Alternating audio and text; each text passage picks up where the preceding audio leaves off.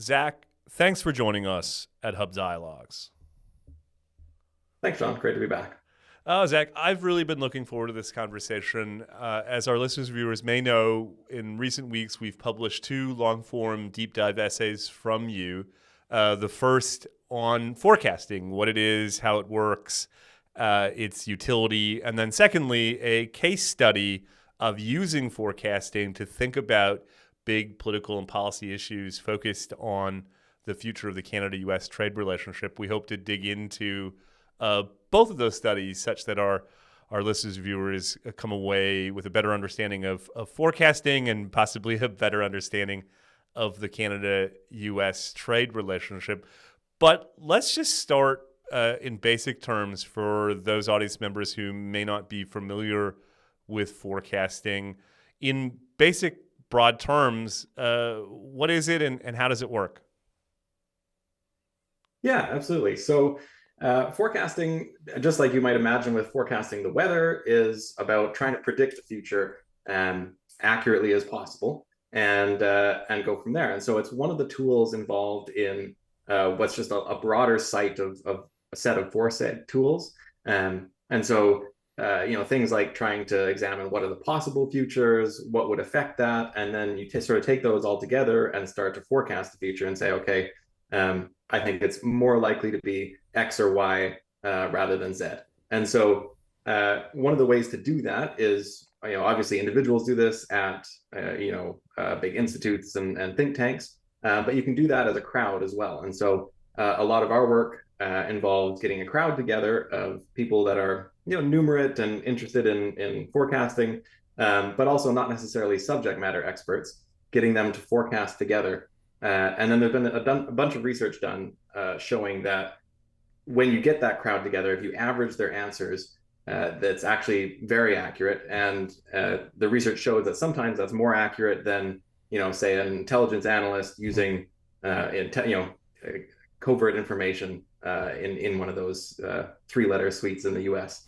And so, yeah, that's the way this works. And we've done this for quite a while, and it's proven to generally be pretty accurate.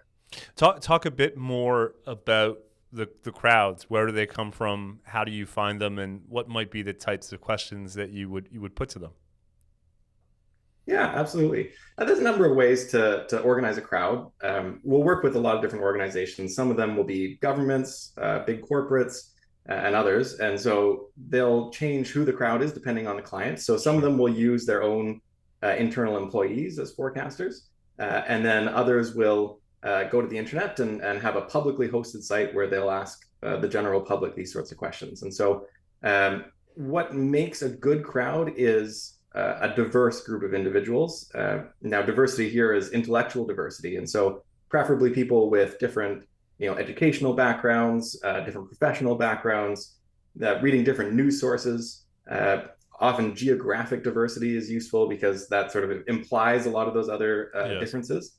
And so, if we look at some of our public sites, you'll have forecasters from Canada, the U.S., but also a handful from South America, over in Europe, and even over to Asia as well. So when you describe these people as forecasters, are they professional forecasters, or is it a collection of people who self-selected in based on their interest in an issue or topic or possible company or news source? What might be a typical set of characteristics for the types of people whose perspective you're drawing upon? Yeah, so I think there's a couple different things. One is there are professional forecasters. Even those typically on these types of programs, though, have a day job, and they'll have proven themselves through forecasting for several years Yes. on an online platform that measures accuracy. And if they've been accurate, then they get an opportunity to be a pro forecaster. And so some of our clients use pro forecasters, and we'll send out questions specifically to them to get their perspective. And they do tend to show greater accuracy than the general public, even though the general public is fairly accurate. When you do look at the general public, the types of people that are making these forecasts are, one of the things we said is numerate. And so, they do have a handle on numbers. They're not mathematicians, but they get the idea of 10% versus 40% versus 80%. And so they have a handle on that. Typically, they are interested in these topics, but they're not necessarily subject matter experts. And so, you'll have people that are hobbyists going and forecasting election results. And maybe they were involved in the government before, or maybe they're a retired teacher who has just taken this up and reads a lot of news, and that's where they get their information from. And part of what's so good about that is, again, this idea of diversity. And so one of the things we get into in the article is the idea that when you have people coming at it from different perspectives, they'll all bring true information about what the actual forecast is. And then they'll also, of course, bring errors. But if you have a diverse crowd, the errors typically are random relative to each other. So, the retired teacher in the States versus, the young consultant in Germany, they're going to have very different types of errors that are not really related to each other. But if they're both focused on forecasting the same question, their information that's accurate should be about the same. And so what we're able to do then is we have the errors basically cancel each other out. The average of all the forecasts combined gives you something very accurate. And that's where the benefit of this crowd comes in. Help our listeners and viewers understand the difference between the work that you're doing in forecasting versus, say, what a pollster might doing in the world of public polling. How are these different processes to understand what the public thinks about an issue and indeed project forward how an issue may ultimately shape out? Yeah, there's a number of differences. Typically, polling will ask about your opinion about a subject today, and what that subject is right now. And so you'll say, hey, do you support Mark Carney and as prime minister right now, or will you support him in the next election? So there's two things there. Either it's about right now, what do you support, or in the future, what will you specifically support? When it comes to forecasting, we're asking not who will you support, but rather who do you think will win the election? Or when it comes to trade, what do you think the outcome will be of trade negotiations between Canada and the U.S.? Obviously, that's not a specific question, but we'd get down to more specific questions and have them forecast that. So that's one of the differences. Another difference is that we track forecasting over time. And so whereas if you send out an opinion poll, you'll get a certain number of responses, they'll have their answers, and then you might ask that again a week later. There's tracking polls for politicians and support and all that sort of stuff. But what we'll do is we'll ask the same people. And so they're actually able to come, make a forecast on the same site, on the same question, as frequently as they like, and change their perspective depending on what events have occurred, what news they've read, or any other factors. And so we're following those same people and achieving a chart over time that says actually this has become more likely or less likely. So that's another one of the key differences. Can you give us a sense, Zach? I know it's a generalized question, but a sense of the accuracy of these forecasts. What would success, for instance, look like? Yeah, well, one of the primary, so first of all, we do track accuracy. There's something called a Breyer score. It was developed for weather forecasting, and it tracks how close you were to the actual answer. And so when we ask these questions, typically they're yes or no, or they are pick one of these three options, and you'll say, okay, there's a 30% chance of party A winning, 60% chance of party B, and a 10% chance of party C. Yes. Because it's all numerical, we're able to then say at the end of the day, when party C has won, okay, well, you were way off. You only said 10% chance of that. And mathematically, we're able to create a score for each person. And so first of all, we are able to track accuracy, whereas polling, you're just getting an opinion. Sure. Second, when we're tracking the accuracy of a group overall, one of the key things that we'll look for is something called calibration. And so when you look at calibration, this is if the crowd says there's a 60% chance of something happening, you would expect that when the crowd says that, 60% of the time that happens. So if you had 10 questions where the crowd said that the yes answer had a 60% chance, you'd expect that 6 times it happens and 4 times it doesn't. Sure. Or if it's 99 times it happens 10, or one time it doesn't happen.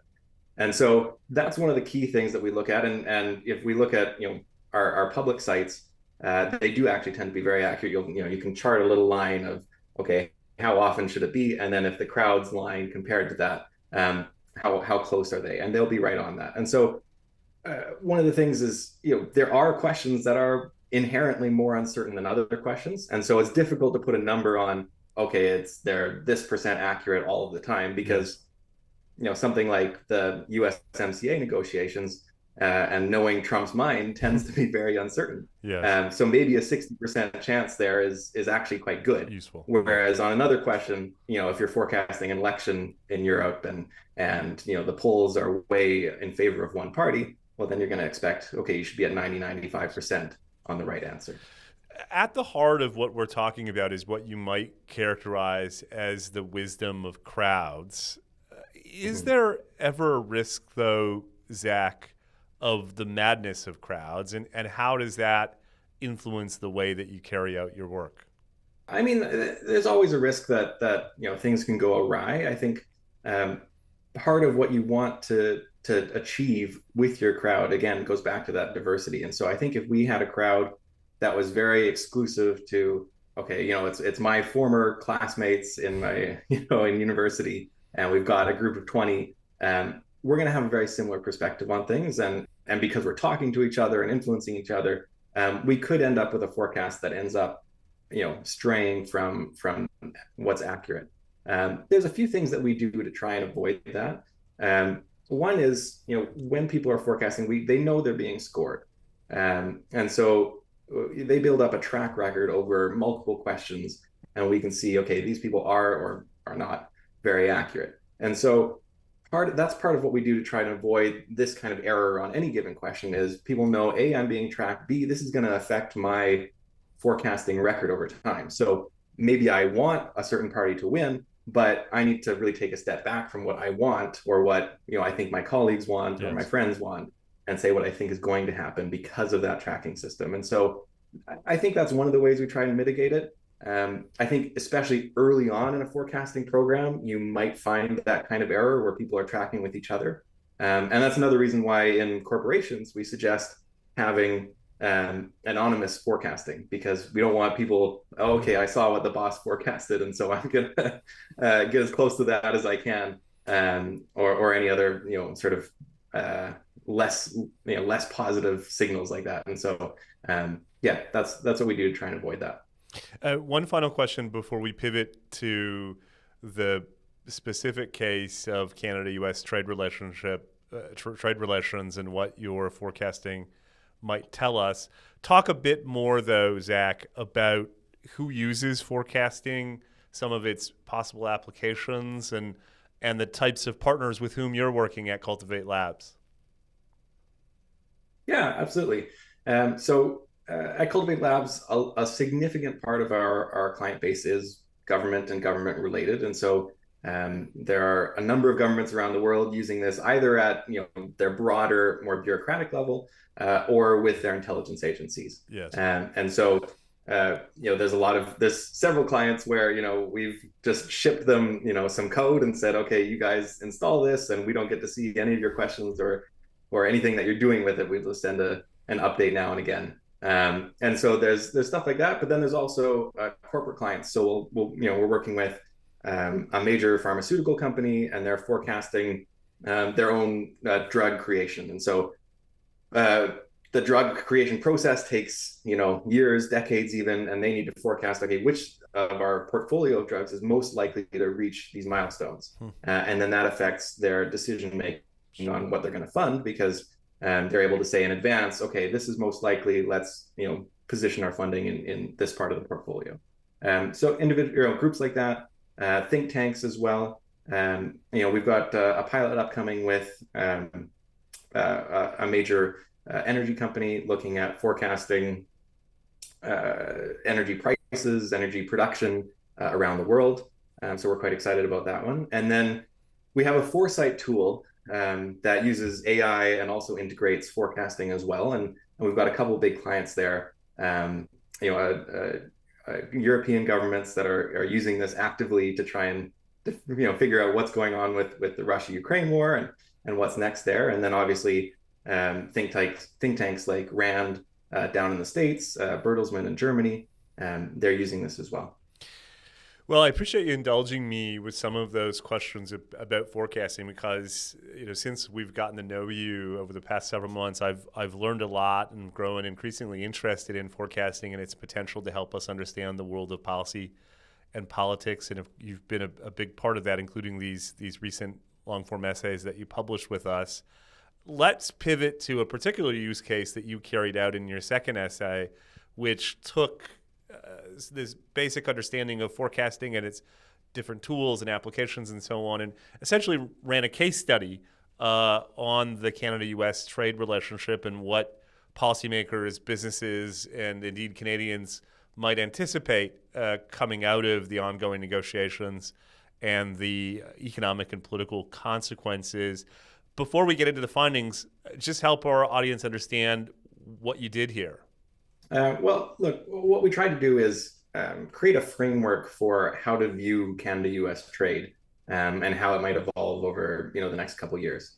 And so what we're looking at is not so much the exact specifics of this is what the deal is going to be exactly, and here's how the wording is going to be and any of that, but it's trying not to be overly reactive to one event or another. Trump says this, the court says that. Carney does this for our retaliatory tariffs, but rather, how do we view all of those things together to get a view of where the situation is going? So we did a couple of things. One is we ran what we call a decomposition, an issue decomposition. And so what that is to take the broader issue of Canada-U.S. trade and say, what are the key drivers of where this is going over the next couple of years? So things like, the negotiation over the USMCA, macro trends in terms of the economy and in Canada and US, global geopolitical trends, and a number of others. And then we're able to take those drivers and break those further down into key signals and say, okay, well, maybe for macro trends, what is Canadian GDP going to look like? What is Canadian American inflation going to look like? And things along those lines. And those are then things that you can forecast, or as the data comes out, even just observe and say, okay, Canada's had some poor GDP numbers. Here's how we think that's going to affect Canada-U.S. trade negotiations. So that was the first step. The second step was then to take that decomposition and turn that into a series of scenarios and say, okay, given all these different drivers and the different directions they could go, here are the possible outcomes for Canada-U.S. trade over the next several years. And again, this is a very creative process where you're trying to say, okay, what are the possibilities here, and think outside the box so that we don't come in with just a preconceived notion of it's either A or B, and those are the only options. So when we look at that, what we've done is, we had an escalation of the current trade war by the USMCA breaking down. Maybe there's another scenario where it's just sectoral battles, but the USMCA stays largely intact. The U.S. courts can intervene and cause a whole mess of other issues. There could be a supply chain pivot, and Canada could move away from working with the U.S. Or maybe nothing ends up really happening, and we basically end up with the USMCA as it is. That seems unlikely, but we want to include that in those possible scenarios. Sure. Before we get to your findings, talk a bit, Zach, about the inputs into that decomposition analysis. Where did you get the information or the inputs from? Yeah. I mean, so we used our AI analysis tool called ARC. That's been created in partnership with some think tanks and governments, and just using our own expertise given our work with those groups. And so these are longstanding intelligence analysis techniques, decomposition, scenario planning, et cetera. They're used by intelligence groups. They're very famously used by some corporations like Shell. And so that's the background of where these techniques come from. And then in terms of the input, what we've done is we've gathered information just from online, so from the hub, as well as other sources to analyze what could come from this. And then the first draft was done, via AI, and then we've come in as analysts and said, okay, this is what makes sense, this is what doesn't. What if we, tweak this scenario and said, okay, well, it doesn't quite cover this, let's change that. And so then there's a layer of analysis done on top of that before it's released to the public to say here's what we think is going on. Which necessarily prompts the question: tell us about the different scenarios and their possible probabilities. Yeah, absolutely. So if we review the different scenarios again, the first and most catastrophic scenario is that the USMCA, basically collapses. Yes. So that's something that is coming up very quickly for renegotiation in 2026, and I think there's even been some discussion that maybe it gets renegotiated even earlier, given the current battle over tariffs. It's the most significant part of this because so much of Canadian exports are now USMCA compliant and therefore not subject to a lot of the tariffs that the Trump administration has imposed. So that's the first item: is maybe there's a catastrophic collapse of the USMCA. Scenario two is what we mentioned earlier, is this tit for tat sectoral negotiation. Maybe that is USMCA basically stays intact, but the US comes in and says, oh, you can't have your quota system in dairy anymore, or something along those lines. Similarly, I think Canada has some negotiating power in things like, we do have rare earth minerals, we do have energy. All of these things are useful to the US. And so, there's negotiation to be done there. And that's a scenario where maybe it remains largely intact, but there's some tariffs on different sectors. The third one is just this idea of legal disruption. And so the court's coming in and saying, actually, you can't do these tariffs. And this is something that we have seen. The courts have come in and said that the tariffs imposed on, I can't remember what day it was called, but earlier this spring. Liberation Day. Liberation Day, yes. And so again, that is useful, but this scenario, obviously is it relies on USMCA basically remaining intact anyways. Yes. So if all these tariffs disappear, that doesn't mean too much if the USMCA gets renegotiated and changes and Congress goes and approves that. And so it's helpful in the short term, but might not have too much of an impact in the long term. And then the last two parts are the idea of Canada accelerating our trade diversification. That one's an interesting one because I think it's something that we could do alongside a new deal with the US and probably should do. But it's also one that takes a lot of time and might require some of the same things that a deal with the US might require. Yes. And so we already have a free trade agreement with the EU, but the sticking point with that agreement and with the TPP and some of these other trade agreements has been our dairy quota system and a number of other items that keep getting brought up by Trump and his team. And so it's a possibility, but it might require us to kill some sacred cows here. And then lastly, looking at the last possibility is that nothing much changes. Yes. I mean, that's one that we all hope for, I think. Doesn't seem particularly likely, but there is a concatenation of circumstances where maybe Trump's way down in the polls, inflation has gone up, and we've held on long enough that we haven't made an agreement yet before the midterms. And, maybe they make a sort of a quiet agreement just to smooth things over and see if they can improve the economy. So having not looking as likely, we'll go from there. Yes, indeed. Having set out those scenarios, put yourself in the shoes of a policymaker or a business leader or an investor or one of your possible corporate clients. How should they account for that scenario analysis in the way that they're thinking about the Canada-U.S. trade relationship and possibly influencing negotiations themselves if you happen to be on the government side, or business and investment decisions if you happen to be in the corporate side? Yeah, I think there's a number of things that can be done here. First of all, I think we want to take this framework and view and filter news through the framework. Yes. And so there's going to be positives, like we just discussed that a federal court has said, oh, you can't do the tariffs yes. The way you've done them. Okay, well, that's a positive that moves us more towards business as usual. Yes. But let's also, factor in everything else that's happened recently. And so there's in this big summit between India, China, and Russia. And so, okay, Russia and China, fine, but India joining that, well, that suddenly becomes an issue for Canada because that would be one of our possible places to diversify Alternatives. trade towards. Yes. And if they're joining sort of the China-Russia axis, we're not going to ingratiate ourselves with our biggest trading partner by, making overtures Deepening. towards the Indians, Chinese, Yes. and Russians at this point. And so maybe that's a negative. And so you put all these together in basically a grid and say, okay, we've had some positive movement here, some negative movement here.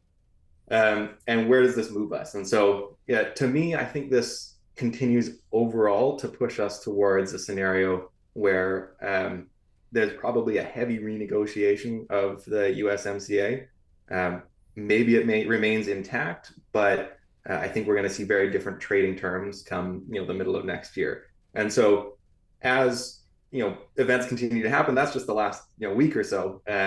We continue to put them into this framework and see how things are evolving, because maybe we end up moving away from this heavy renegotiation because the U.S. economy starts to falter, just like ours appears to be doing, and things change there. And so I think what businesses want to do from this is say, okay, here is our most likely scenario right now, and maybe just on their own saying, okay, we think there's a 60% chance that tariffs are going up, 10% on our goods that we're currently exporting via USMCA. And then you have to make decisions from that and say, okay, is that something we can handle? Is that something that we need to start, for better or for worse, locating more of our production down in the States? Or is this something where, okay, we do have some free trade agreements elsewhere. Maybe we should be testing out the market in Europe for whatever our good is and seeing if maybe that's where we should be allocating our advertising revenue and spending some money on capital expenditure on getting goods over to Europe and elsewhere.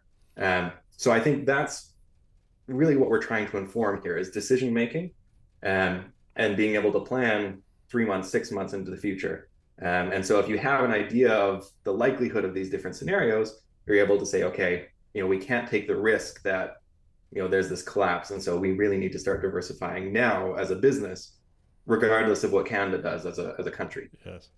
I have to put what is probably a predictable penultimate question to you, which is, as a pro forecaster, how are you personally thinking about those different scenarios? What sort of forecasting bets might you make if we put you on the hot seat? Yeah, I mean, I think there's some interesting stuff going on right now, and so I can see it, two ways. I think when we look at the recent summit between Russia, China, and India, that's probably a negative for Canada overall. But I do see a world where maybe that's a positive in the short term because there's an argument to be made that, hey, let's do Fortress North America.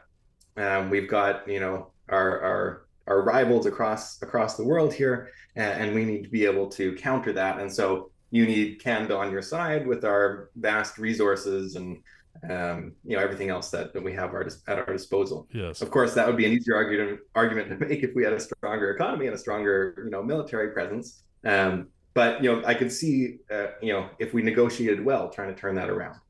Now, right now, and we said this in the article as well, I think that second scenario where there's major negotiations over different sectors is probably the most likely.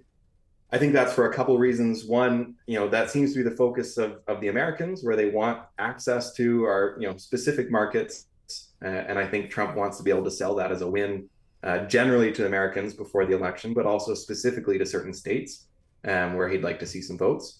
So I think that is probably the most likely scenario. I don't necessarily see a total breakdown of the USMCA at this point, because I think Canada probably has enough to say, hey, like you want all of this, you want us to develop our resources, and especially our rare earth minerals and things like that are required in a high tech economy, but also a high tech military. And so I think we can probably avoid the worst case scenario. I'd say probably 60-70% chance of some serious tariffs coming in and some serious negotiations around different sectors, and Canada's probably going to have to give up a little bit on that. And then, the other scenarios I think are a little bit less likely. The court, is intervening, but I don't think there's that much it can do when the USMCA is the biggest item. And Canada will try and diversify, but that takes a long time, and Yes. B, to diversify, I do think we need to probably have similar concessions that we're going to give the Americans, and so that sort of limits our moves there. Just a ton of insight there, Zach. We'll have to have you back on the podcast in the coming months to update them in light of changing circumstances and developments. But I want to wrap up with one final question for our listeners and viewers who've joined us for what I think has just been a really informative and educational conversation about forecasting, how it works, its utility, and of course its application to the Canada-U.S. trade relationship. What is the one thing you'd want to leave our audience with? If they're intrigued by forecasting, if they want to know more, if they want to think about how to maybe use it in their own professional life or whatever, what is the key takeaway in your mind? Yeah, I think if you're curious individually about forecasting, obviously there's lots of opportunities to try that publicly on the internet. But also, I think when it comes to using this in a political or a private commercial usage, there's a number of ways to do that. And I think part of what to think about for forecasting is that this is providing a more organized, thoughtful view of the future. So trying not to be surprised by events, trying not to purely be reacting to events, but being able to make better decisions today based on what your framework, your view of the future is. And so that's what we're trying to do, applying these different foresight and forecasting techniques to trade items and other geopolitical issues is not so much saying, hey, we're always going to be correct and here's a crystal ball of how to make money, but rather, okay, let's not be surprised by potential issues here, and let's make wise, even defensive decisions now, and maybe take advantage of some opportunities. So maybe if we think that, yeah, okay, there's going to be some more moves on free trade with Europe, that's an opportunity for a corporation or even the province to say, okay, hey, let's start working on this. So that's what we're trying to do, is provide some more decision-making capability now, so people aren't surprised. The essays are called, first, in an increasingly unsettled world, developing Canadian foresight capabilities is key. And then secondly, are the foundations of North American trade at risk? Forecasters fear for the future of CUSMA. I'd encourage listeners and readers and check them out.